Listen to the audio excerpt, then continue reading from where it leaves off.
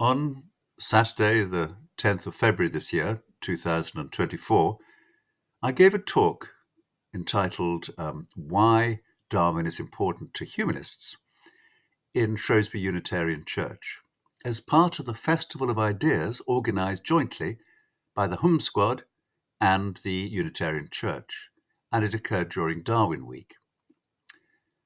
The talk was recorded, but unfortunately both the video recording and the soundtrack were poor, so I'm re-recording it now. So firstly, let me thank, as I did on that evening, the organisers of the Festival of Ideas for asking me to give this talk. Actually, it's a bit presumptuous of me to think that all humanists think Darwin is important. So I'll be talking about why my own humanist beliefs and values lead me to think is important.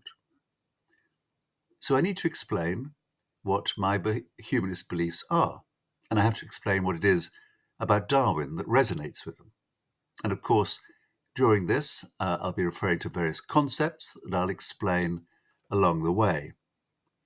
For example, natural history, natural theology, apologetics, creationism, theodicy, naturalism, and the scientific method, as well as explaining the difference between atheism, theism, deism, agnosticism, and of course, Unitarianism. And it's just wonderful that the talk I gave that day took place in Shrewsbury Unitarian Church, where about 200 years before, a young Darwin attended with his family. Now, in this talk, I'll assume that as I speak to an audience from Shrewsbury, they know at least a bit about Darwin's life, and I'll assume that you understand at least the basis of evolution by natural selection. Humanist beliefs are remarkably straightforward. Central to humanism is the way that we answer three specific questions. Firstly, how do we know stuff, an area of philosophy known as epistemology? How do we work out right from wrong, an area of philosophy known as normative ethics? And what is the meaning of life, an area of philosophy called metaphysics? With respect to my regard for Darwin, it's the first question that is most important, and so I'll concentrate on that. Normative ethics are less relevant, but I will talk a bit about Darwin's attitude to cruelty and suffering in the natural world. I won't be talking about humanist metaphysics, but contact me if you want me to do so. Firstly, how do we know stuff? Now, for humanists, knowledge comes from two well-studied sources. Firstly, axiomatic knowledge.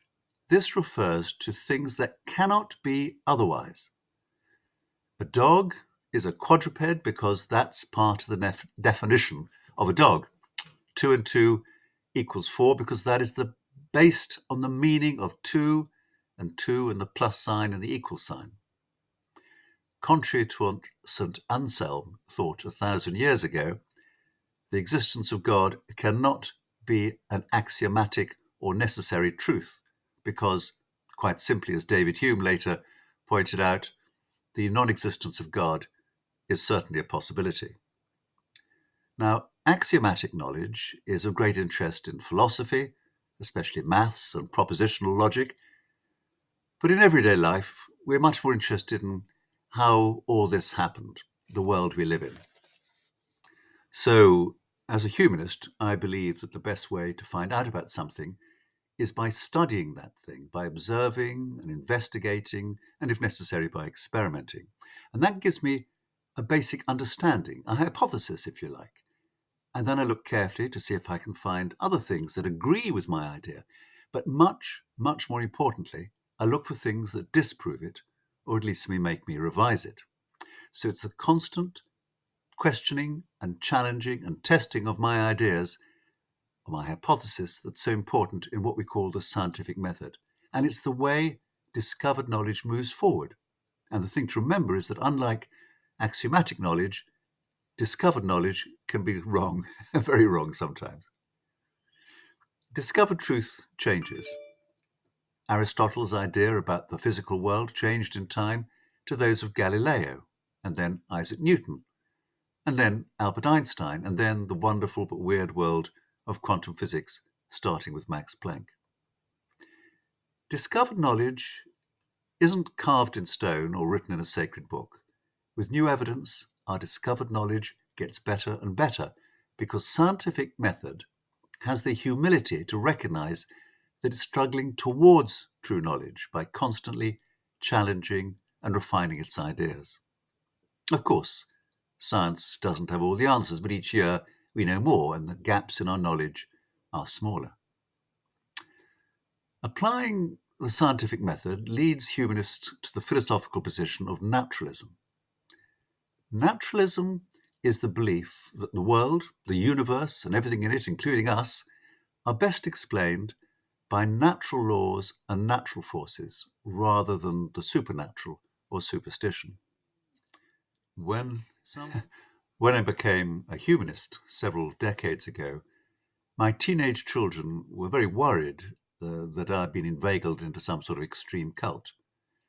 But what really worried them was the fact they got naturalism muddled up with naturism, and they were terrified that I was going to be taking them on family holidays at nudist camps. Well, there is actually no nudity in humanism, at least not in Shropshire humanists, at least not yet. So, as a humanist, I would say there was insufficient evidence to believe in gods and ghosts and ghouls and spirits, nor is there sufficient evidence to believe in an afterlife. Now, you may say that the axiomatic knowledge and discovered knowledge and naturalism are all pretty obvious, because we see around us every day the effect of science, both the benefits and the problems. But these aren't the only way people try and determine the truth. Some look for truth in sacred books or rely on leaders, priests, to tell them what's true and what's false. This is called revealed knowledge. And unlike science, it's usually held to be completely true, so new discoveries can't disprove it, and it doesn't change much over time. And whereas with science, it's the constant questioning and challenging that are essential, with revealed truth, criticism isn't always welcome. Now, there is another form of revealed truth that many religious people rely on, and that is personal revelation, an experience that comes to them from somewhere that informs or guides or comforts them. Humanists also experience feelings that are unexpected and unbidden, but we believe they come from our minds, our brains, and not from some ultimate source of truth out there somewhere. They may be true, but often they most definitely are not. So, moving on to normative ethics and how humanists know right from wrong. Some of you may remember the public debate a few years ago between a local evangelical fundamentalist Christian and me, a humanist, on the question, where do we get our moral values? Quite simply, he got his Christian moral values from the Bible and from his personal relationship with God and Jesus. I got mine from the study of moral foundation theory and positive psychology and normative ethics, a philosophical discipline dating back to the ancient Greeks. The meaning of life is important to humanists, but it's not really relevant to my talk about Darwin, so I'll skip that. Again, contact me if you want to know more. So much for humanist beliefs. Now let's go back 200 years to a time when Darwin was a youngster growing up in Shrewsbury. The 19th century was thought to be a very pious age, but it wasn't. For many, it was a period of increasing doubt and loss of religious faith. This gradual movement away from mainstream religious belief came out of the 17th and 18th century scientific revolution from Isaac Newton onwards, and in particular, the development of the scientific method that I described just now, which was first formalized by Francis Bacon 100 years before Darwin was born. This gradual change in religious faith meant that by the 19th century, many educated people described themselves as free thinkers, preferring discovered truth to revealed truth. Here are some examples. There's Jeremy Bentham and John Stuart Mill, the philosophers. George Holyoake, the last person in England to be imprisoned on the charge of atheism in 1842. Charles Branlough, an openly atheist MP in 1888. Parliament had to pass a law to allow it. Charles Liddell, a geologist and very good friend of Darwin. Lyell's research indicated a much older Earth than believed by creationists. And then writers and poets, George Eliot, Thomas Hardy, and Shelley. And there are even more free thinkers on the other side of the Atlantic. So, from the top, you've got Thomas Paine, the political activist, Mark Twain, writer, Thomas Edison, inventor, William James, a hero of mine, a brilliant psychologist and philosopher, and brother of the less famous Henry James.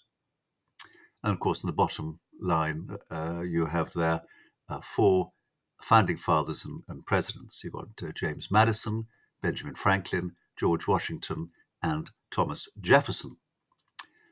But it wasn't just the great and the good, the thinkers, the philanthropists and scientists who were having doubts. Throughout the country, church attendance fell steadily, and by the mid-19th century, only half the population attended church on Sundays. Of course, nowadays, church attendance is less than 5%. Many previous Anglicans joined nonconformist dissenting groups, preferring discovered truth to the traditional revealed truth, the doctrines of, amongst other things, biblical literalism, the absolute truth of the Bible, miracles, hell and damnation, and some, Unitarians in particular, rejected the implicit polytheism of the Christian Trinity, the idea that God existed in 3 parts, God the Father, God the Son, and God the Holy Spirit. By the mid-1880s, half of all the Christians in the UK attended nonconformist churches rather than the Church of England. At the more religious end of this dissenting spectrum were the theists, that is to say, they still believed in the Judeo-Christian God, a creator who took a personal interest in them and answered their prayers, and they believed in Jesus, though some did not necessarily believe he was a god or even a third of a god. Some dissenters went a step further and referred to themselves as deists, accepting a supernatural non-interventional creator, but rejecting the Bible and the Christian narrative. Very few people back then referred to themselves as atheists, that's to say, denying the existence of any supernatural being. But of course, that would make it difficult to explain the creation of this extraordinary world. Some people call themselves agnostic, a term first coined in 1869 by a friend of Darwin's, Thomas Huxley. Darwin himself didn't like public speaking and controversy, but Huxley did, and he became known as Darwin's bulldog. So to be an agnostic has come to mean slightly different things over time. The most common meaning, which is known as weak agnostic, basically is the view that whether or not there are gods is currently unknown, but is not necessarily unknowable. And with further information, with further evidence, we may know. A strong agnostic would say that the question of whether or not there are gods is, by the nature of the question, unknowable by discovered truth. And then there's the apathetic agnostic. You're probably familiar with the riddle, what is the difference between ignorance and apathy? And the answer is, I don't know, and I don't care. So An apathetic agnostic would say, I don't know whether there's a God or not, and I really don't care either way. Some people think the more common weak agnostic is a bit wishy-washy, sort of sitting on the fence, but actually it has some merit from the scientific method point of view. Supposing one wanted to quantify how sure one was whether or not there was a God. Well, Richard Dawkins, a famous atheist, drew up this scale. Now, for those unfamiliar with this whole subject, please don't muddle up Richard Dawkins, who is alive today, and Charles Darwin, who died 150 years ago. Now, you might wonder where Richard Dawkins put himself on this scale. Well, it wasn't 100%. You see, as a scientist, Richard Dawkins would claim that our knowledge is merely the best hypothesis so far, and if new evidence comes to light, then we may have to adjust the hypothesis. And in fact, it might sometimes be necessary to abandon the hypothesis completely. And this is known as a paradigm shift, like Galileo going from a geocentric cosmology to a heliocentric cosmology, though very sensibly, to avoid being burnt at the stake, Galileo claimed to have changed his mind and said, "Scusi, I make a mistake." And he agreed with the Pope that the Earth was stationary in the middle of God's universe. It said that Galileo had the last word by muttering "E mio si può" under his breath, and yet it moves, as he left court. So many consider that the scientists' best hypothesis so far approach is better than religious absolutism. This difference is illustrated by the advert on the so-called Humanist bus, which said that there probably isn't a God, i.e. not 100% sure, but the evangelical and fundamentalist Christian Party message is there definitely is a God, 100%. Darwin stated several times that he wasn't an atheist, and I suspect that Darwin's rationale for this was the same as Richard Dawkins, and that, in fact, both are de facto atheists. An important dissenting group back then, starting in the mid-16th century, was the Unitarian Church. I worry a bit about talking about Unitarianism in a Unitarian church. It is a dissenting community, but what they dissent about and how much they dissent seems to vary not just between churches, but sometimes between members of those churches, and it's changed over time.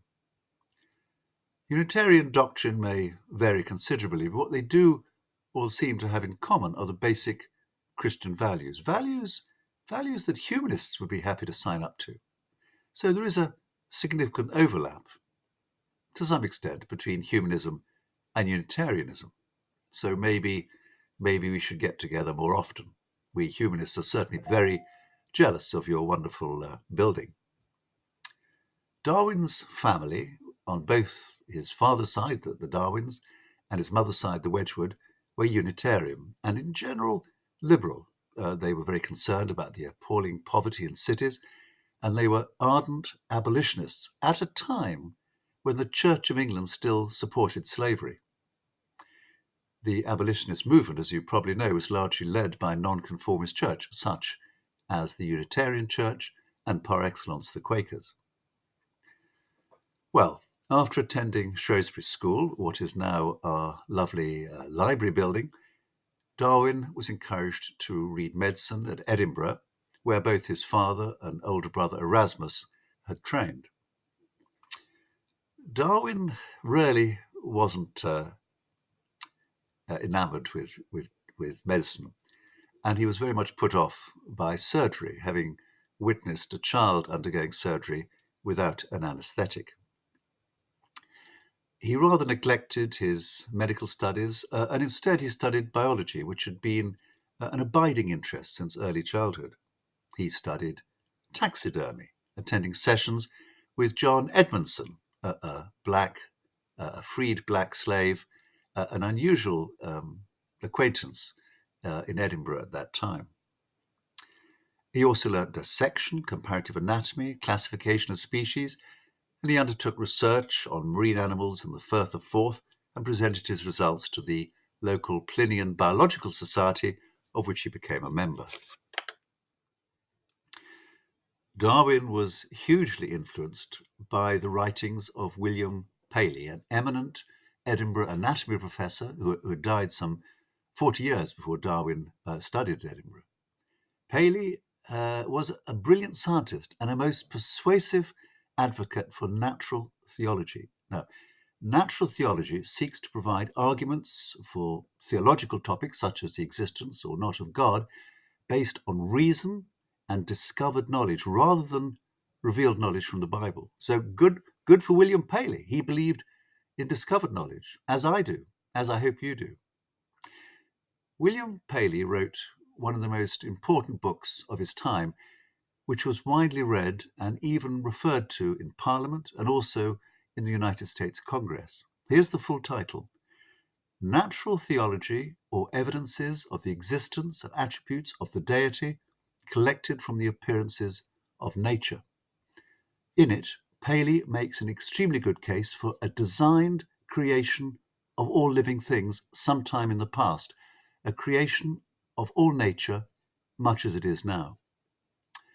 During this talk, you'll notice that books by 19th century scientists tend to have rather long titles that basically told you the plot without a spoiler alert. Imagine a detective book called The Case of the Professor's Murder with a Gun in the Library by the Butler. Now, I'm sure you've heard of Paley's watchmaker analogy. Paley, in fact, wasn't the first person to use this analogy. It was also used by René Descartes and Isaac Newton. And it goes like this. If you're walking along and find, say, a pebble, you don't wonder, how did this get here and why? It's probably always been there. There's nothing special about it. But if you're walking along and found a watch, you wouldn't say, well, it's probably always been there, just a matter of chance. It's clearly been designed by somebody for a particular purpose. It's been created. Now, by analogy, when you look at the amazing variety and complexity of all living things, there's no way it's always been like that or happened by chance. There must be a designer and creator. There must be a God. Again, this is the natural theology argument based on design, also called the teleological argument. Now, like almost everybody else, Darwin was greatly influenced by Paley's ideas, which reinforced his Unitarian Christian beliefs. And if you put yourself in his shoes at that time, a divine creator does seem the most likely explanation. Richard Dawkins, again, a famous atheist, has said that if he had been around at that time before anybody knew about evolution, he would have believed in a supernatural creator as the most likely explanation for the complexity and variety and apparent design in the natural world. Very few people back then questioned Paley's conclusions. So, back to Darwin. His father accepted that medicine wasn't right for him, and so Darwin went to study at Christ's College at Cambridge as a first step to becoming an Anglican country pastor. Well, here is a delightfully informal statue of Darwin, age 20, in Christ's College. Perhaps predictably, theology didn't interest Darwin either, and he again pursued his interests in natural sciences. Darwin became a close friend to the botany professor John Henslow, and it was Henslow who proposed him as a suitable naturalist for a 2-year scientific expedition aboard HMS Beagle, whose captain, Robert Fitzroy, was keen for a gentleman rather than a mere collector. The planned 2-year voyage turned out to be 5 years, during which Darwin thankfully spent much of the time on land investigating flora and fauna and collecting many hundreds of species, many of which had never been seen in Europe before. I say thankfully on land because Darwin suffered terribly from seasickness.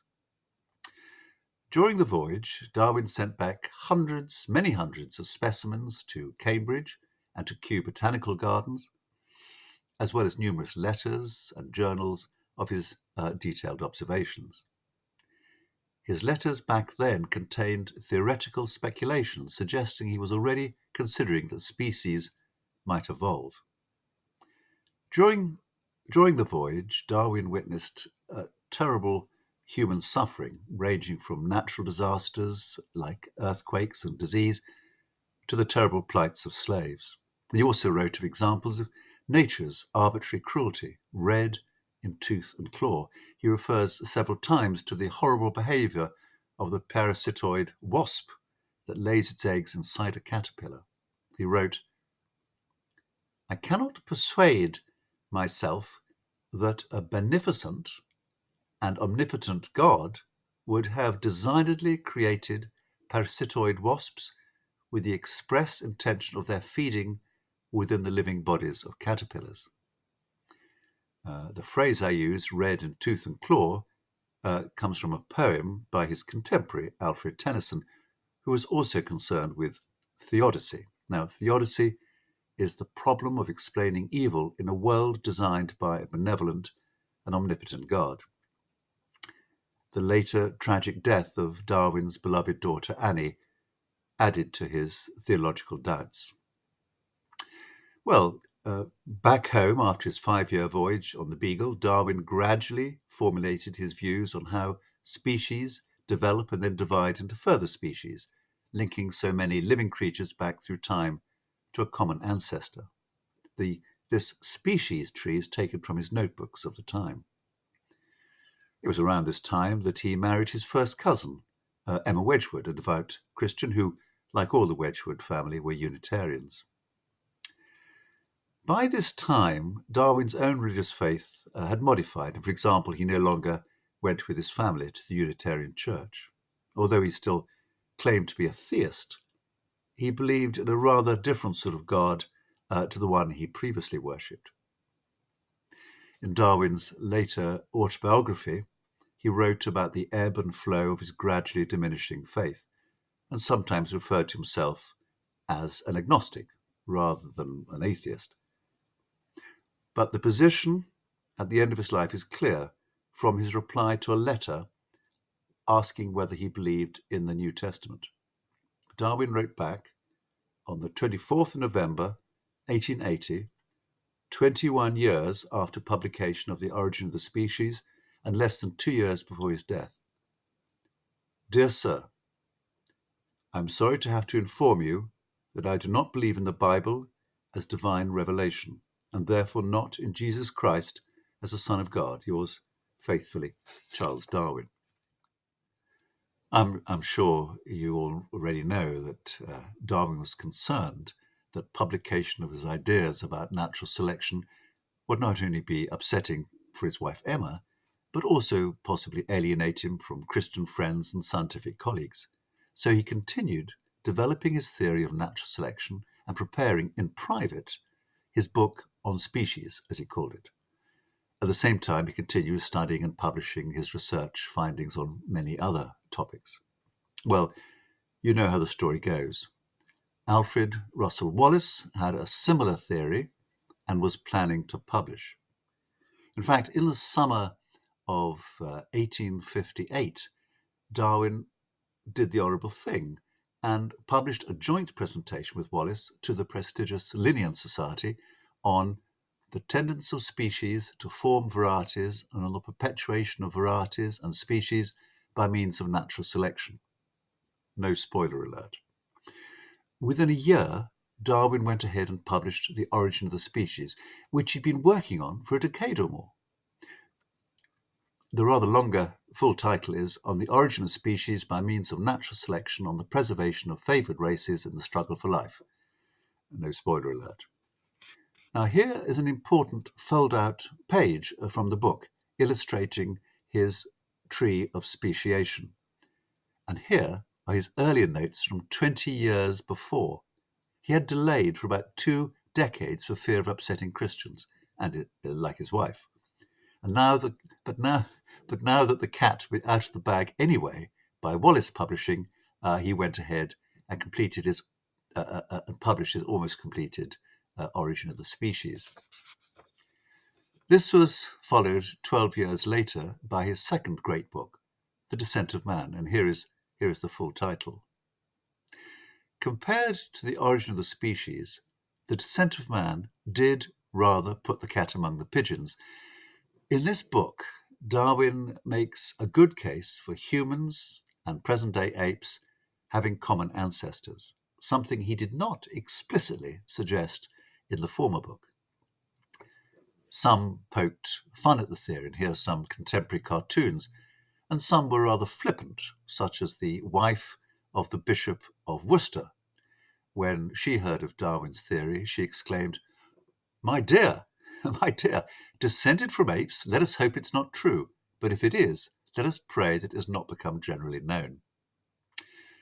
But a lowly evolved origin for mankind was a truly abhorrent idea for those who believed that the world was expressly created de novo by God for us, a single species on a single planet in a universe 160 billion light years across.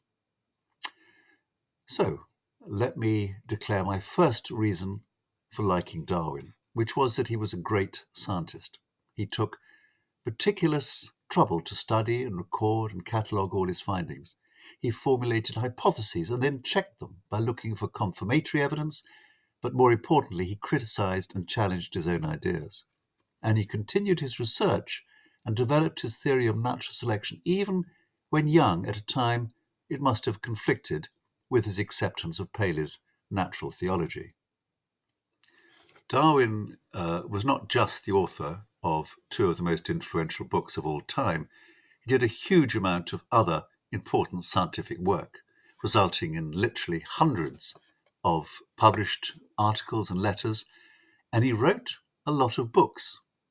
He wrote 54 books on a wide variety of topics. Here are just some: coral reefs, volcanic islands, fossils, several journals of his travels, orchid fertilization by insects, movements of climbing plants, the expression of emotions in man and animals, insectivorous plants, vegetable mold, barnacles, and beetles. Now, Darwin was a lifelong, avid, enthusiastic beetle collector.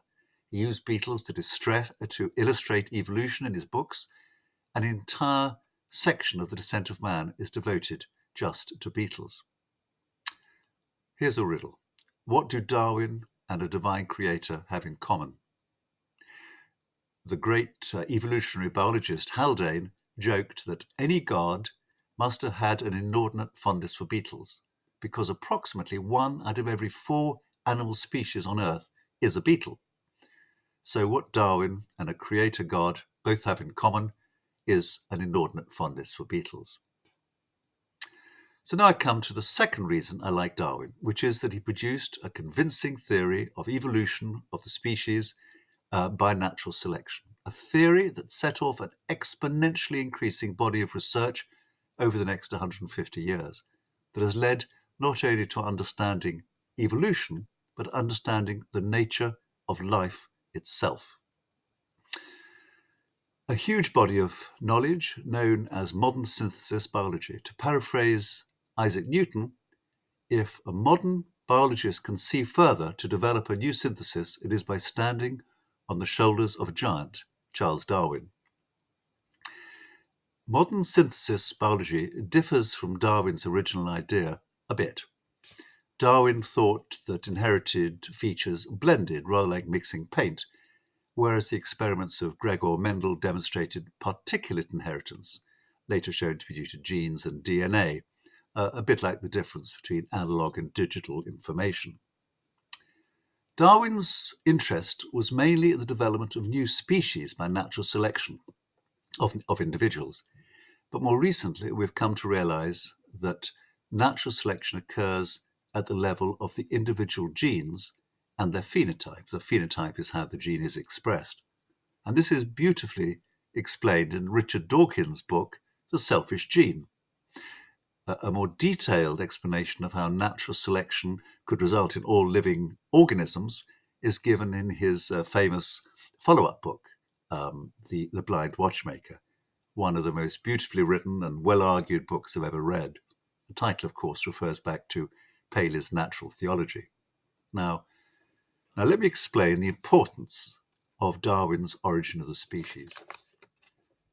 As I said earlier, the scientific revolution in the preceding 2 centuries, an increasing body of discovered knowledge that could be tested and verified, caused many freethinkers to question revealed knowledge, such as the literal truth of the Bible, in both Old and New Testaments. Some, like the Unitarians, also questioned other doctrines, such as the Trinity, that had been added by church leaders centuries after Jesus lived. Some freethinkers were deists in that they no longer believed in a conventional God with a biblical narrative who took a personal interest in human affairs, but they still believed in a divine creator. Why? Well, it was Paley's natural theology, the apologist argument from design, the teleological argument, the watchmaker argument. Now, I've already listed many well-known deists, freethinkers in America and in this country. They weren't atheists because it was obvious to them that the wonderful natural world didn't happen by chance. It had been designed and created. But Darwin's evolution by natural selection means, yes, it did all happen by a combination of chance and necessity. Paley's natural theology was blown away, and for many, this was the last nail in the coffin of deism, leading to an acceptance of de facto atheism. This was a paradigm shift that started an entirely new way of thinking about the natural world, a greater paradigm shift than even Galileo saying that the Earth went round the sun. And understanding the mechanism of evolution can still have a dramatic effect in this day and age. Both Richard Dawkins and I lost our conventional Anglican faith in our teens when we heard about DNA. And I can still remember the actual day I learnt about DNA and genes, and I saw the light. Many religions have creation myths about how everything started. The myths are believed because the stories are in a sacred book or because they've been told it's true. We now have a choice. We can choose to believe the creation stories that were revealed to us, or we can choose to believe what science has discovered about the universe. For example, the Standard Model of Physics and new synthesis biology. That's to say, discovered truth rather than revealed truth. And it's a shocking fact that 38% of the United States adult population are young Earth creationists. That is to say, they believe the world was created much as it is now in the last 10,000 years.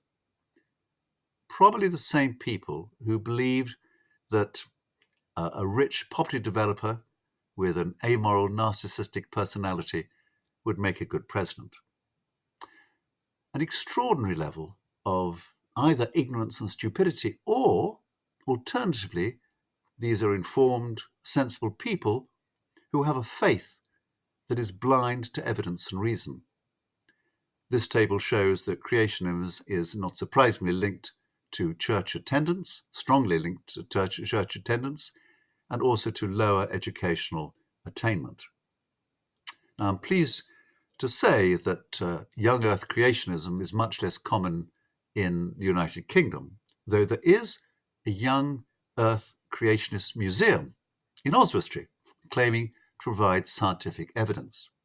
And I was shown this evidence by a nice young man who I was surprised to hear had a PhD in biology, but I wasn't really convinced by his evidence. How did they come up with the figure of 10,000 years? It was due to the diligent work of this man, James Ussher, Archbishop of Armagh and Primate of all Ireland. In 1650, Ussher went through the Old Testament and added up all the A begat B, B begat C, and calculated that creation began on, where do you think it was? 4004 BC. But he was more accurate than that. He said it was on the 22nd of October. And he was more accurate than that. He said it was at 6 p.m. Now, I've looked at various records and I can't find out whether he meant 6 p.m. Greenwich Mean Time or Jerusalem time. I have no idea. It seems crazy when we look back on it, but at that time this was the only method they had for dating creation. And even Isaac Newton did the same calculations and came up with a similar date. Well, in the years since then, some Christians still deny evolution and think it's just a theory, no evidence for it, and that the Bible is the literal word of God and therefore absolutely true. But some Christians now accept evolution by natural selection, but maintain that it's initiated and guided by God.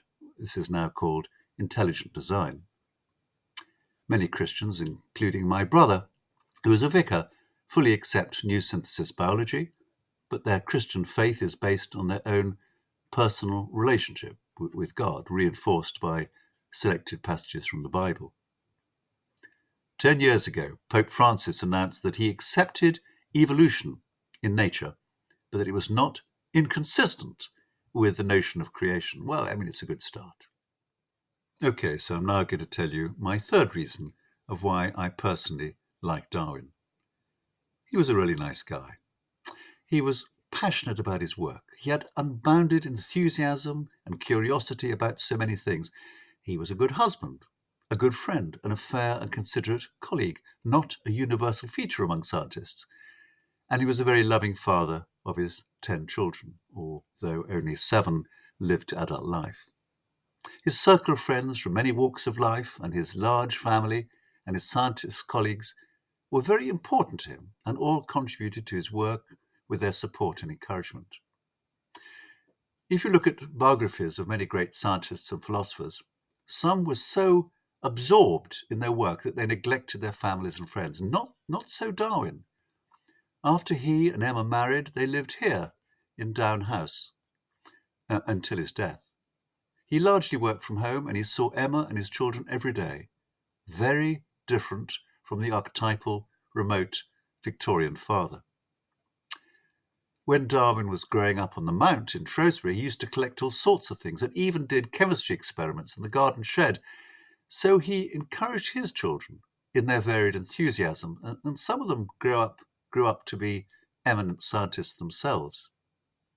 Darwin was compassionate. He hated slavery and the sufferings of humans and animals, even the lowly caterpillar eaten alive from the inside by parasitoid wasp larvae. He wrote, "The love of all living creatures is the most noble attribute of man."